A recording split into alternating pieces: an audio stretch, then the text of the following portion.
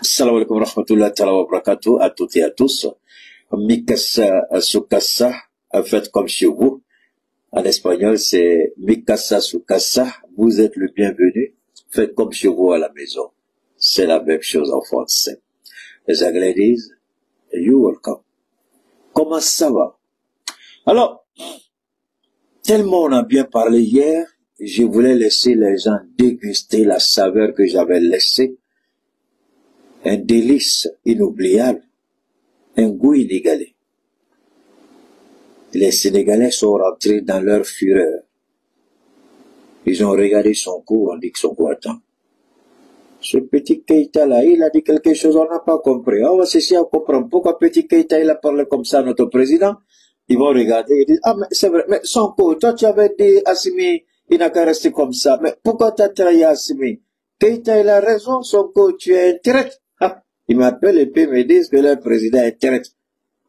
Bassirou, quand ton grand frère là, il disait que Assimi avec son basin vert là, il disait Assimi, il faut rester tranquille, il faut être digne, hein, il faut rester correct à ton... Mais Assimi dit quoi? Trois piliers déterminent l'action gouvernementale. Malheureusement, notre grand frère, l'autre côté, il n'a pas compris. Je vais commencer par ça d'abord. Le Sénégal. Mangere, Miangadef, Mankire, attendez-moi, j'arrive, ne vous pressez pas. Je vais vous savonner encore aujourd'hui, vous allez comprendre. Alors, je vois des gens, d'abord, je vais commencer avec Djoliba FM, qui ne m'intéresse pas. J'ai toujours dit que Djoliba FM était une menace pour la sécurité de ce pays.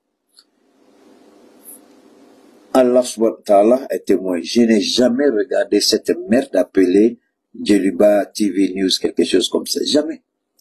Vous voyez, quand vous éduquez votre vie, quand vous imposez un rythme de vie, wallahi billahi, dans le respect de Allah, dans l'amour de Allah, Allah va vous préserver jusqu'à la fin de votre vie. Mais si vous permettez de batifoler, de faire n'importe quoi avec votre vie, vous allez récolter ce que vous avez semé. Il y a des chaînes de télévision ici que moi, j'ai banni ma vie de regarder. Djoliba a fait partie de ça. Avec ce petit Tcherno, quoi, la même ouverture média, cette merde souvent là aussi, qui invite les gens pour aller insulter la transition là-bas, ils sont dedans aussi. Alors, moi, c'est un choix que j'ai fait. Djoliba FM n'a jamais été dans ma vision. Il y a un petit journaliste là-bas qui se donne un air, il croit qu'il est fort, il est important. Vous avez entendu, je ne sais pas si c'est le patron de Djoliba, mais qui dit, ce qui arrive à Djoliba, on veut museler les télévisions. Mon ami, si tu ne comprends pas français, il faut poser la question à ceux qui ont pris cette décision-là. Tu es sorti, tu as parlé. Moi, je respecte, je manque de respect à personne, il faut qu'on se comprenne bien. Mais si tu utilises l'expression du travail qui est le français, alors, il faut bien l'utiliser. À défaut, utilise l'une de nos langues nationales. Comme ça, traité. Mais si tu dis français, là, il faut être sûr que tu comprennes bien ce français-là. Les gens sortent, mauvaise interprétation, un faux procès, Djoliba a fait ceci, Djoliba a fait cela. Toute cette merde de personnalités qui parlent, j'ai pas cité le nom de quelqu'un, celui qui se sent mauvais, qui se bouge. J'ai pas cité nommément quelqu'un, donc je n'ai insulté personne. J'ai parlé en généralité, et la généralité n'indique personne. C'est tout le monde et personne en même temps. C'est ça qui fait la force de la généralité. Tout le monde et personne. Maintenant, celui qui se sent indexé, c'est cette personne qui parle. C'est que tu es fautif. Alors, voilà une merde de télé qu'on appelle Djoliba FM. Mes expressions m'appartiennent. Regardez ces gens-là, comment ils sont confus eux-mêmes. Ils sont perdus eux-mêmes. Ils utilisent une langue de travail qu'ils ne savent même pas utiliser. Ce qui est écrit dans les documents Livrex, je vous ai toujours dit une chose, et je prends toujours le milliardaire et l'ANUMEX comme exemple. Je m'en fous de vos diplômes. Venez me prouver que vous valez quelque chose. Je m'en fous de vos diplômes de journaliste. Je m'en fous des écoles où vous êtes allé faire votre journalisme. Je m'en fous de ce que vous prétendez connaître ou ce que vous prétendez être. Je m'en fous des papiers de merde que vous avez comme diplôme. Si vous êtes garçon, que vous êtes journaliste, vous êtes sûr de vous, engagez ce débat public. On va vous recadrer de la meilleure manière. Vous allez oublier mais où se trouvent les clés de vos vieilles voitures de France au revoir, vous avez acheté là. Vous allez oublier la route. Vous venez dire du n'importe quoi ici. On n'a qu'à se respecter, c'est important. Alors, on nous dit ici, et regardez la contradiction qui est dans leur langage. Et même, ils ne se rendent même pas compte qu'ils disent des bêtises. Alors, ils disent quoi? On veut museler la presse. En même temps, ils disent, pourquoi sur les réseaux sociaux, les gens parlent? Mais attention, vous dites que vous avez la liberté de dire ce que vous voulez dire, parce que vous avez des chiffons de merde à appeler diplôme, parce que vous êtes allé faire la théorie, apprendre la théorie dans des écoles de merde, et vous pensez que ces écoles-là sont supérieures à notre valeur culturelle? Aïe, aïe, aïe. Qui vous a dit que ce que vous avez appris à l'école a fait de vous meilleur que les autres qui sont sur les réseaux? Qui vous a dit ça? Allez-y chez Ibrahim. Ibrahim va vous enseigner. Ibrahim du Faso, là, il va vous enseigner. Donc pour vous, celui qui n'est pas allé à l'école n'a pas droit à la parole. Celui qui n'est pas allé à l'école du journalisme ne peut pas être un journaliste. Alors que nos griots ne sont jamais allés à l'école. Le griotisme. Aïe, aïe, aïe, aïe, aïe. Qu'est-ce que c'est que le griotisme? Vous voulez que je vous développe ça encore ici? L'art du parler. La bibliothèque vivante. Ceux qui font la narration, ceux qui retracent l'arbre généalogique des générations, ceux qui parlent de nos dirigeants qui furent empereurs et rois, vous les petits journalistes là, est-ce que vous arrivez à la cheville des griots? Moi voilà ma griotte qui est là. Est-ce que vous pouvez arriver à la cheville? Parce qu'elle n'est pas allée à l'école, donc elle ne peut pas parler. Mais le griotisme, c'est le journalisme par excellence de l'Afrique. Je répète, pour les pervers égarés qui se disent journalistes, le griotisme est le journalisme par excellence de notre civilisation, notre culture. Vous ne savez pas ça. Et les griots sont plus que ça. Les griots sont philosophes. Les griots sont sages. Pas la sagesse de l'arbre des cheveux blancs, mais dépositaires du savoir. Ça, ce sont les griots. Petits minables de journalistes que vous êtes. Vous pouvez arriver à la cheville des griots. Vous dites, les gens qui parlent, les journalistes, voilà des gens qui vont à l'école qui apprennent. Alors, qui t'a dit quoi toujours? Qui t'a dit? Si tu dis que tu as bien appris à l'école, tu as été majeur de ta promotion, ton diplôme n'aura de sens que si tu arrives à faire ce qu'on appelle la synchronisation entre ce qui a appris théoriquement à l'école et ta vie en société, pour faire de ta profession une meilleure profession. C'est tout ce qu'on vous dit. Maintenant, vous dites que vous êtes journaliste, vous devez critiquer. Mais pourquoi vous dites que ceux qui sont sur les réseaux ne doivent pas vous critiquer? Pourquoi vous dites ça? Parce que nous encore, on détient notre liberté de la parole d'un système plus important que l'école que vous avez. Vous.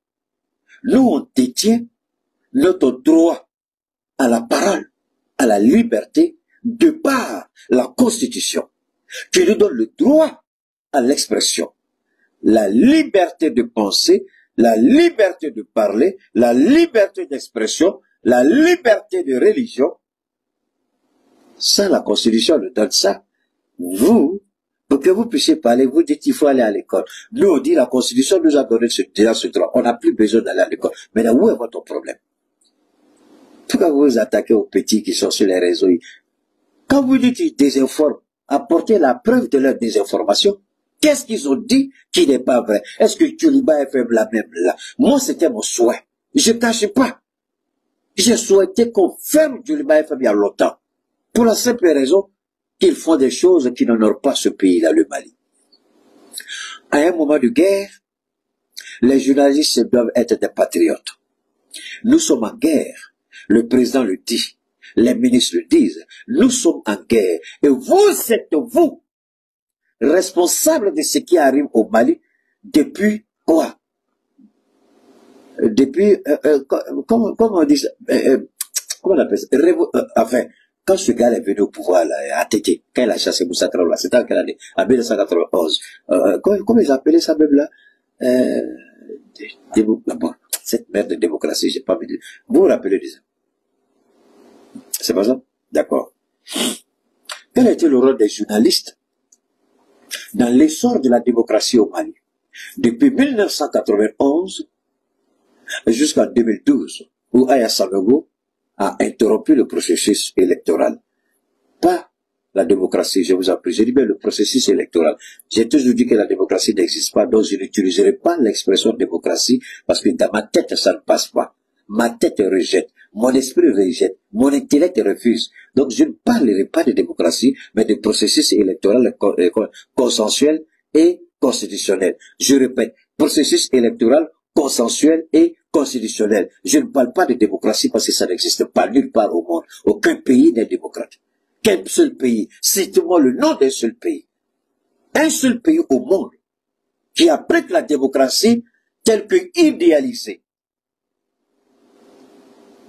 Donne-moi un seul pays au monde qui applique la démocratie telle que idéalisée. C'est un idéal. C'est une vision. C'est un rêve. C'est un objectif. C'est un but, mais jamais atteint. Jamais.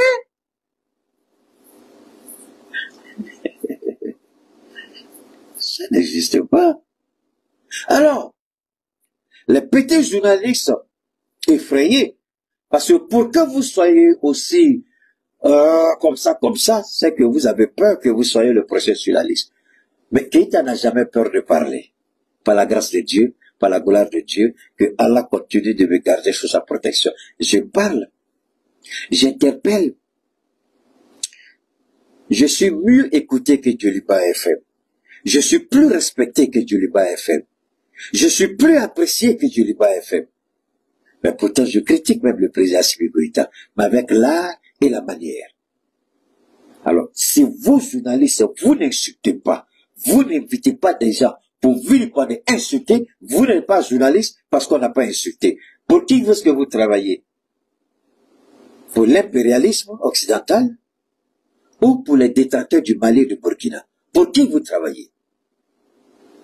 Vous pouvez critiquer le Burkina sans être aussi décevant. Vous pouvez critiquer Assimi sans être aussi décevant. Alors, vous utilisez des expressions, on va sur un plateau de télé, on insulte un État souverain, on refuse de reconnaître même l'existence de cet État en tant qu'État souverain, on ment sur les autorités, vous n'êtes pas capable de vous rectifier. Et vous voulez nous faire croire que c'est la démocratie, quoi, non, liberté d'expression. Est-ce que vous êtes plus libre que moi? Est-ce que vous êtes mieux que moi? Vous avez droit à la parole, j'ai pas droit à la parole. Parce que vous êtes allé dans une école de merde qu'on appelle le journalisme. Et vous croyez que vous êtes mieux que qui? Je vous en prie. Avant de recevoir la petite formation, c'est-à-dire les outils de l'expression, du savoir parler, pas. J'ai été à l'école. C'est vrai. J'ai été à l'école. À l'ISTC. S'il y a des petits journalistes ici qui ont eu la chance peut-être d'aller en Côte d'Ivoire, vous savez ce que c'est que l'ISTC. D'accord? Ça y est, dans la scène de la télévision ivoirienne. Quand j'ai commencé à parler, le gars me dit, mais ici, c'est pas ta place. J'ai dit, pourquoi? Il dit, mais on a payé ma formation, je viens. Et c'est le ministère de, comment on appelle ça en Côte d'Ivoire à l'époque, là, le ministère, je sais pas le nom du ministère, eux, ils m'ont demandé d'aller là-bas. Je n'ai pas fait de demande, hein. J'ai pas fait de demande. On m'a choisi pour mes compétences, pour mes qualités. Va, on va te donner quelques armes. Je dis, mais est-ce que moi j'ai besoin de ça? On dit, il faut aller, c'est pas grave, qu'il en tout cas, il faut aller. Moi, je suis pas allé pour apprendre. On est avec ces choses-là. L'école nous donne les armes, comment les orienter, comment les utiliser, comment les optimiser. Mais est-ce qu'on vous a dit, parce qu'il faut aller à l'école, il faut venir insulter les gens? Il faut venir insulter les gens? Maudit à 1000 fois tous ceux qui disent qu'il faut redonner le brevet d'exploitation à Dieu. Moi, là, ça n'a qu'à rester comme ça jusqu'à toujours. Il faut qu'ils comprennent quelque chose. Donc, sans Djoliba TV, là, vous ne pouvez pas vivre. Nous, on n'a pas de télévision web, on n'a pas radio web, on vit. Montrez-moi un seul qui a web TV, radio TV, qui peut dire qu'il vit mieux que moi. Un seul, s'il y en a dans ce pays. Un seul. Et vous n'en trouverez pas. Ce que je dépense pour mon pays, il n'y a pas un web TV ici au Mali, en commune radio, qui dépense plus que moi. En termes seulement de carburant. Je ne parle pas de facture d'électricité. Je ne parle pas d'habits achetés. Montrez-moi un seul. J'ai pas envie de me montrer, mais si je tourne ma caméra tout de suite, vous allez voir que mon salon, il y a même les fauteuils là, les fauteuils chers qui sont achetés à des millions, c'est des amis qui sont dedans. Et puis j'ai couvert parce qu'il n'y a plus de place. C'est vous qui allez nous dire que vous savez parler mieux que nous.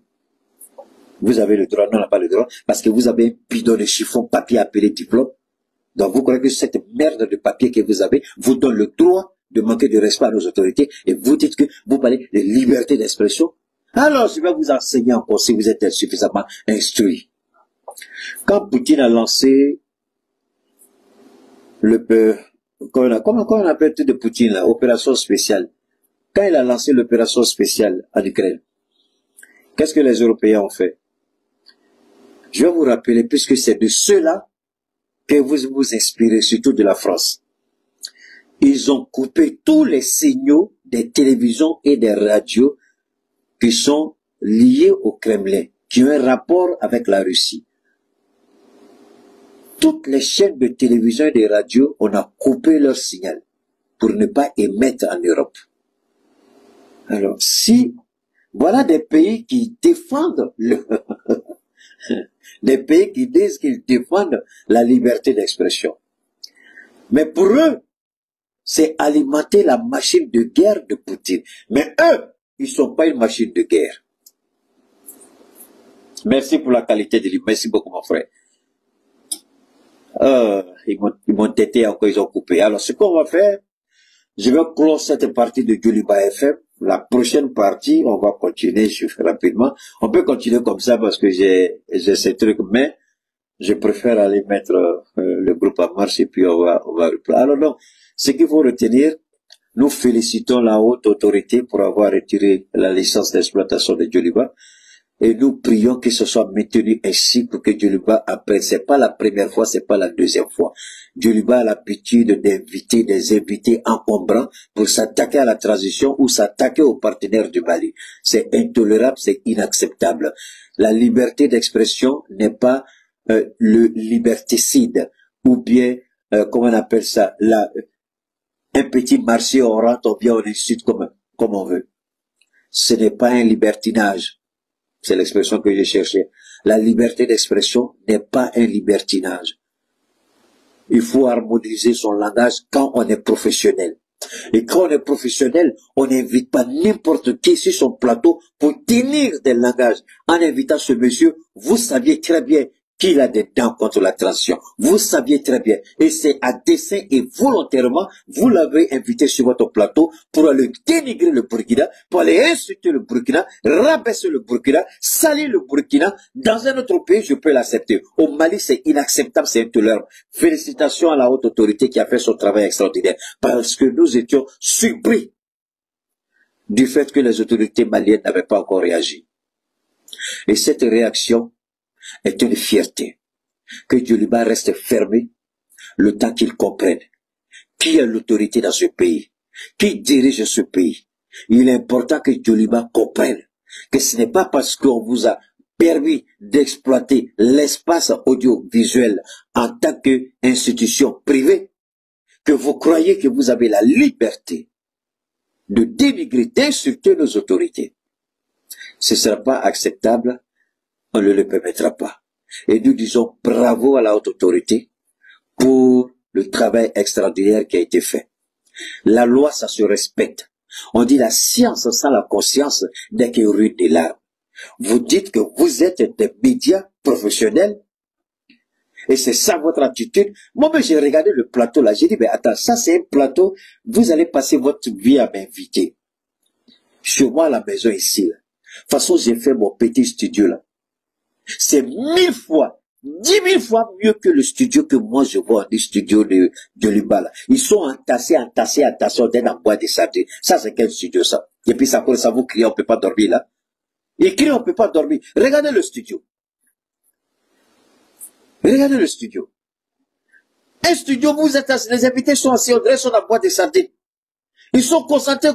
Si quelqu'un a une maladie contagieuse, hop, tout le monde est contaminé. Parce est-ce qu'ils font, comment on appelle ça, quand les invités viennent chez eux, est-ce qu'ils font des tests pour savoir qui a une maladie contagieuse ou pas? Et vous allez les entasser. Mais regardez les autres studios. Quand les gens interviennent, il y a de l'espace. Ceux qui sont les uns à côté des autres sont les journalistes de la maison. Mais les invités sont assis d'une certaine manière, de sorte que personne ne soit encombrant pour l'autre. Mais quand vous regardez le studio de Djoliba, là, je me demande combien de caméras ils ont dedans. Ils sont attention dans la boîte de santé. Et ça commence à vous chauffer les oreilles. Ça commence à vous chauffer les oreilles. Vous allez rester fermé jusqu'à ce que vous compreniez que vous n'êtes pas au-dessus de la loi. Et que la liberté d'expression, ce n'est pas le libertinage. C'est le respect des tests. C'est le respect de la loi. Et c'est surtout le respect des autres.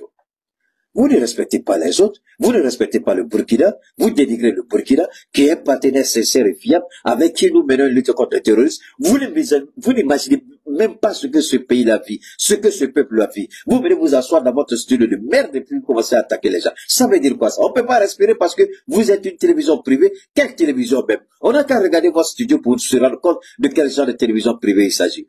Si vous restez fermé toute la vie, ben, ce serait une très bonne chose. On va revenir pour la dernière partie. Djoliba, si vous avez l'opportunité un jour d'ouvrir votre télé, commencez d'abord par aménager vos studios. Faites de vos studios des studios vraiment intéressants. Parce que ce studio-là, il est minable, il n'en vaut pas la peine.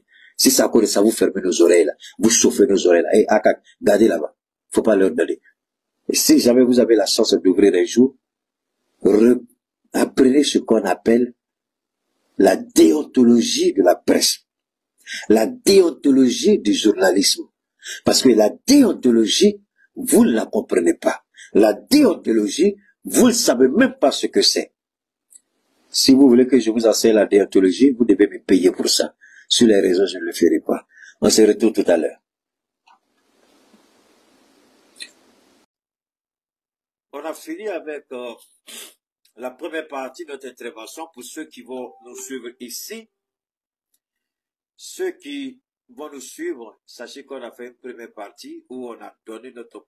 Vous savez, depuis cette histoire de Djoliba TV, je n'ai jamais mis ma bouche dedans parce que moi, je me suis dit, si je mets ma bouche dans l'affaire de Djoliba TV, je vais leur donner une audience, une importance, une valeur qu'ils n'ont pas à mes yeux. Je dis bien à mes yeux. Et mes yeux ont le droit d'apprécier ce que mon cœur veut ou ce que mon cœur ne veut pas. Aucune loi au monde ne peut obliger mes yeux à accepter quelque chose. Jamais. Tant que je ne suis pas en contradiction avec la loi, mes yeux ont la liberté d'accepter ou de ne pas refuser. Et cette histoire de Djoliba, je n'ai jamais voulu mettre ma bouche dedans parce que je trouvais que ça n'en valait pas la peine. C'était pas utile. Si on les a fermés, ce qui est intéressant, maintenant, eux, ils demandent pardon qu'on ouvre. C'est là qu'on voit garçon. Maintenant, ils demandent une grâce, une faveur. Mais moi, je sais que la haute autorité me suit. Ce que je demande à la haute autorité, c'est que Djoliba TV produise un communiqué du journaliste en question, du rédacteur et du directeur de Djoliba FM pour demander pardon au peuple de l'AES, demander pardon au peuple du Burkina Faso, demander pardon au peuple du Mali, au président Assimi, au président. Et Djoliba regrette sincèrement ce qui s'est passé et Djoliba retire toutes les paroles blessantes qui ont été utilisées ce jour-là. Et Djoliba décide de supprimer de toutes ces pages cette partie. Il ne suffit pas de dire, on demande une grâce, on demande pardon. Écrivez que vous demandez pardon. Faites un communiqué, présentez vos excuses au peuple du Burkina Faso et au peuple de l'AES. Voilà ma proposition à l'AES. Moi, je critique jamais sans donner proposition. Vous me connaissez, c'est dans mon ADN. Quand j'ai fini de te chiffonner, maintenant je donne ma position. Ma position, Vous voulez ouvrir parce que c'est serré. Ils me disent, c'est 45 familles. Ah, donc, vous avez 45 chefs de famille que vous embauchez chez vous. Et vous permettez cette légèreté dans le professionnalisme. Pourquoi vous n'avez pas pris en compte la vie de ces 45 chefs de famille? Pourquoi une seule personne, un individu, met en péril 45 familles? Alors vous croyez que c'est la haute autorité ici qui est en faute? Vous n'êtes pas en faute? Regardez comment l'argument même est léger. C'est 45 familles. Il y a 45 personnes qui travaillent à Djoliba FM. Donc c'est 45 chefs de famille. Donc vous savez ça. Vous savez ça. Et puis vous laissez vos journalistes là avoir l'attitude comme s'ils sont des petits dieux. Alors vous savez, et vous ne savez pas que votre langage journalistique là, il y a un début, il y a une fin. Vous ne savez pas qu'il y a une limite à toute chose. La seule chose qui n'a pas de limite au monde, c'est Dieu. Tout être humain a une limite. Le jour où vous mourrez, c'est votre fait, c'est terminé. Vous avez une limite. Alors, quelle est cette parole que vous allez sur la... Moi, je ne suis pas journaliste. C'est pourquoi je dis toujours, je ne suis pas journaliste. Je ne suis pas enquêteur. Je ne suis pas journaliste. Pour que les gens comprennent bien. Quand tu veux me procurer une petite bâtard, là, il faut sortir. Moi, je ne suis pas journaliste. Donc, la déontologie ici de la presse ne s'applique pas à moi. Moi, j'ai créé ma propre conception de la déontologie, qui doit être en conformité avec la loi en vigueur au Mali. Ça s'arrête là. Je ne suis pas obligé de rentrer dans votre schéma, dans votre cas de figure. Alors, vous avez 45 familles, 45 chefs de famille, et vous permettez la légèreté dans vos studios, des langages inappropriés dans vos studios, des insultes inacceptables dans vos studios. Pourquoi vous faites ça? Si ce Kaoudim l'avait fait ça chez lui, je n'avais pas de problème. Tu serais en train de mettre aujourd'hui. Tes 45 chefs de famille seraient en train de prendre leur salaire. Alors, pourquoi vous faites ça? Alors, si vous venez aujourd'hui nous dire qu'il y a 45 familles, désormais prenez en charge la responsabilité que vous avez 45 familles à charge. Donc, quand vos journalistes ouvrent leur bouche pour parler là, qu'ils se mettent en tête que eux seuls, ils peuvent mettre en péril les 44 autres personnes. Alors, si vous n'avez pas ça comme déontologie, si vous n'avez pas ça comme ligne de conduite, si vous n'avez pas ça comme caractère professionnel, continuez à parler croyant que vous avez la liberté toute absolue. On va fermer et puis on va vendre le bâtiment même, Mabana. Affaire de Djoliba, on va fermer à vie, c'est terminé. Les gens viennent des insultes, ils viennent des insultes, ils viennent des insultes, ils viennent des insultes, c'est ça que vous appelez. Et puis, ce qui est intéressant, vous ne pouvez même pas, comme moi je cause souvent leur débat sur les plateaux, je suis déçu. Quand vous regardez souvent le débat, le niveau est trop plat. Donc, Badou, il faut dire, il y a ton petit, je crois qu'il m'a appelé. Il a voulu faire le transfert. J'ai dit ça parce que dans tous les cas, c'est en code, elle et moi on parle. Bon, il a trouvé que le web était déjà surchargé. Il n'y avait plus de place. Donc, je lui ai donné le orange. Il y a 2 autres oranges avec des plafonds très élevés. Mais je lui ai donné, il faut lui dire qu'il peut faire ça, quoi. D'accord, j'ai déjà fait le point avec lui. Voilà. Donc, même s'il m'appelle, qu'il n'arrive pas à me trouver, comme toi, tu connais mon programme, il faut lui dire quand même de procéder à l'opération. À mon réveil, je vais le contacter. Alors donc, on n'a rien contre quelqu'un. On dit seulement le journalisme ne fait pas de vous un être supérieur à la loi ou à la Constitution. Le journaliste est né d'une femme et d'un homme. Le journaliste est né dans un pays. Si tu n'as pas l'amour de ton pays, c'est toi qui viens vendre ton pays parce que tu es journaliste. Montrez-moi un journaliste de France 24 qui a vendu Macron pendant que nous, on était en Parlement Macron. Montrez-moi un journaliste de TV5 qui a vendu Macron pendant qu'on était en Parlement Macron. Montrez-moi un journaliste de RFI qui a vendu Macron pendant qu'on était en Parlement Macron. Vous venez nous parler de journalisme ici. Quel est votre caractère? Quelle est votre identité, même je peux me permettre?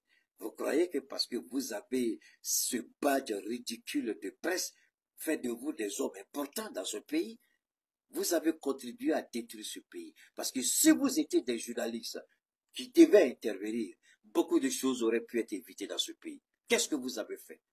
Quand on appelle un petit journaliste, qui a à peine un petit salaire de 50 000 francs maximum, ou 75 000 francs, On appelle Obama aux 100 000 francs.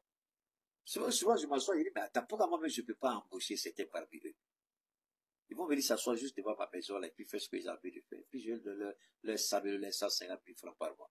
Ça, je peux faire. Voilà, je peux prendre 5 parmi eux, et puis je paie. Mais si c'est 200 000 francs par mois, je peux le faire. Mais t'inquiète. Vous avez participé à ce pays-là. Qu'est-ce que vous avez fait? On a vu le travail de chacun. On appelle un petit journaliste quelque part, on lui donne un peu d'argent, il sort contre un politicien. Il commence à le saboter, le salir, le salir. On appelle un autre petit, il vient là, parce qu'ils savent qu'ils ne gagnent rien comme salaire. Donc vous les appelez, vous leur donnez 500 000, 300 000, 400 000, ils commencent à attaquer les autres. C'est pas ce que Rajpat paye aujourd'hui à sa radio là, Rajpat. C'est pas ce qu'il paye aujourd'hui. On lui donnait le dossier. Qui donnait le dossier à Rajpat? Qui donnait le dossier de Rajpat? C'est le même système. Cette télévision, soi-disant, qui leur donne des dossiers? C'est les mêmes bêtises que ce petit voyou-là qui ne peut plus jamais revenir au Mali, ce Sekou idiot de Takara ou bien quoi là, qui ne peut jamais revenir au pays ici, c'est terminé pour lui. Avec tous les autres idiots qui disent n'importe quoi. Ils peuvent nous insulter, non, on s'en fout. Maintenant, on est dans le pays, on est assis là et puis on vit à l'aise. Quand ce sera doux, on commence à danser, on devient Dubaï là, on vous attend tout là, si vous êtes garçon. Il paraît qu'il y en a qui viennent, ils se cachent, ils s'habillent comme femmes. Ils viennent par la voie, c'est-à-dire il y en a qui viennent, ils passent par la voie terrestre, ils s'habillent comme femmes et puis ils rentrent au Mali. Ils se cachent et puis après ils repartent. Est-ce que ça c'est une vie? Vous insultez les autorités, vous venez par avion dans un pays, vous rentrez par la voie terrestre, vous vous habillez comme femme pour berner les gens, vous passez, vous cachez, vous n'êtes même pas tranquille dans votre propre pays. Vous vous cachez, et puis vous retournez. On dit il était là, il est parti. Moi, je ne savais pas que ça se faisait. C'est la dernière fois qu'on m'a dit, hé, Coro, ils viennent comme ça, hein. Ceux qui insultent Assimi, ils insultent là. Ils viennent, ils passent par la voie terrestre, ils se déguisent. Il y a des gens aussi qui sont forts, ils vont les chercher avec des voitures banalisées, ils payent les gens là. Je ne sais pas trop, et puis ils rentrent. Est-ce que ça, c'est une vie? Moi, je suis assis, je suis content, je suis chez moi. Les gens me voient là, les gens viennent me demander service, je rends quand je peux, quand je ne peux pas, je dis prochainement. Dieu seul sait combien de personnes j'aide dans cette vie-là. Dieu seul sait combien de personnes j'aide sans compter. Parce que je suis libre dans un pays. Ça fait partie de ma liberté. Ça fait partie du respect. Ça fait partie des fondements essentiels d'une nation. Mais parce que vous avez un petit papier minable, après avoir échoué à votre bac, quoi, 100 fois vous avez passé le bac, vous avez échoué, vous courez, vous allez au Sénégal dans une petite école de journalisme là, ou bien ici, là, il y a une école de journalisme, et puis vous dites vous êtes journaliste. C'est ça qui va nous effrayer. Vous êtes journaliste là, quel était votre rôle dans ce pays? Qu'est-ce que vous avez fait? Vous êtes les mêmes journalistes que les Américains. Regardez ce que les journalistes. Bon, 4 ans, ils se sont attaqués à Donald Trump. Ils ont cru qu'ils ont détruit les gars. Mais qui a ressuscité Donald Trump? Ce sont les réseaux. Donc, aucun journaliste, aucun média ne pourra lutter contre les réseaux. Vous n'avez ni l'intelligence, ni les moyens financiers, ni les compétences intellectuelles pour vous attaquer au réseau. Ça, c'est un domaine qu'aucun pays au monde ne peut. La Chine tente, mais est-ce que la Chine réussit? Donc la Chine, pour contrôler, la Chine a interdit Facebook en Chine. Donc, ils ont créé un semblant de Facebook pour les Chinois, uniquement pour les Chinois. Ils sont quoi? 1,5 milliard, bientôt 2 milliards. Mais s'il y a 1 milliard de Chinois qui sont sur ce Facebook-là, c'est bon. Il y a un Facebook exclusivement chinois. TikTok, là, c'est pour les Chinois. Les Russes aussi ont leur propre système de réseaux sociaux. On ne peut pas arrêter. Si tu ne veux pas qu'ils aillent ailleurs, il faut créer quelque chose parce que la nature a horreur du but. Personne ne peut lutter contre les réseaux. Ou tu crées ton réseau, ou tu vas faire face au système. Ils vont commencer à trouver des failles tout de suite et puis se connecter. C'est tout. Qui peut combattre les réseaux? Vous avez fait quoi? Et puis, moi, ces journalistes-là, même là, j'ai honte. Je ne les insulte pas, oh, pardonnez. Mais vous n'avez qu'à les approcher souvent et puis regarder les chaussures même qu'ils portent. Moi, je me moque déjà bien. Parce que quand tu m'énerves là, je dis tout. Vous nous emmerdez à la fin dans ce pays-là. Vous avez participé à détruire ce pays-là avec les politiciens véreux et corrompus. Vous avez la chance que vous n'avez pas été interpellé. Je ne dis pas les journalistes de Djoliba FM, je parle de ces journalistes vers tous les journalistes au Mali. C'est-à-dire que parmi tous les journalistes, il y en a les vendus, les corrompus, là, c'est d'eux que je parle. Mais je parle, il y a des journalistes intègres. On ne peut pas dire que tout le monde est comme ça. Il y a des journalistes intègres. Donc, je ne parle pas des journalistes intègres, mais des vendus, des corrompus, là, ceux qui ont vendu leur arme au diable, là, c'est de ça que je parle. Souvent, vous les rencontrez, vous voyez la chemise, ils ont porté la chemise, là, même le soleil a tapé ça jusqu'à, c'est devenu, comment on appelle ça même, là? C'est déteint. Sueur à déteint, soleil à déteint, poussière à déteint. Tu vois, je suis là, mais c'est le gars va passer, qui a lui donner 200 000 francs pour insulter quelqu'un. Il va insulter la personne copieusement, mais les 200 000 francs, il va mettre où? Il prend les 200 000 francs, il s'assoit dans le maquillage femme. Mais parce que l'argent que tu as gagné là, tu n'as pas eu honnêtement. Donc dès qu'on te donne ces femmes qui apprennent, tu vas dans le maquillage femme. Et puis alors qu'il y a une femme à la maison, quand il arrive, il crie sur elle. Alors, Djoliba FM, apprenez de votre erreur. Ce que je dis des journalistes, je ne le dis pas explicitement de Djoliba. Attention, parce que vous êtes fort à mélanger les choses. Je parle des journalistes corrompus dans le Mali, pas au niveau de Djoliba FM. C'est sûr que ces gens de journalistes-là se trouvent un peu partout, dans les maisons de presse, dans les web TV ou dans les radios, comment on appelle, les podcasts.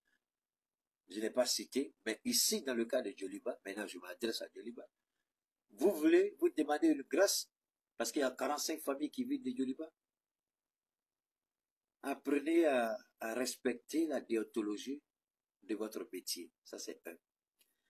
Deuxièmement, présentez vos excuses publiques au Burkina et à l'AES et demandez pardon. La seule condition, peut-être que le Burkina peut intervenir auprès du président ou de l'ACAC pour demander que la décision de suspension soit levée. Mais on ne va pas lever cette décision de suspension si vous ne présentez pas publiquement vos excuses. Si la haute autorité vous ordonne à exercer sans présenter vos excuses publiques, si désormais vous faites des bêtises encore, c'est le directeur de l'ACAC là qui va partir. Et lui-même il sait. Parce qu'on va demander au président, voilà président ce qu'il a fait. Parce que pour que tu pardonnes à quelqu'un, c'est ce que Dieu a dit. Pardonnez-vous. Mais il faut que celui qui demande pardon soit sincère. Est-ce que vous êtes sincère, Djoliba? Est-ce que vous êtes sincère? Si vous êtes sincère, faites une déclaration publique et demandez pardon. Au lieu de venir insulter les jeunes gens qui sont sur les réseaux là. Demandez pardon. Peut-être que ça pourra vous aider. Veuillez tout simplement vous abonner et activer la cloche de notification pour ne rien rater. Retrouvez KDV Africa sur YouTube, Facebook, TikTok.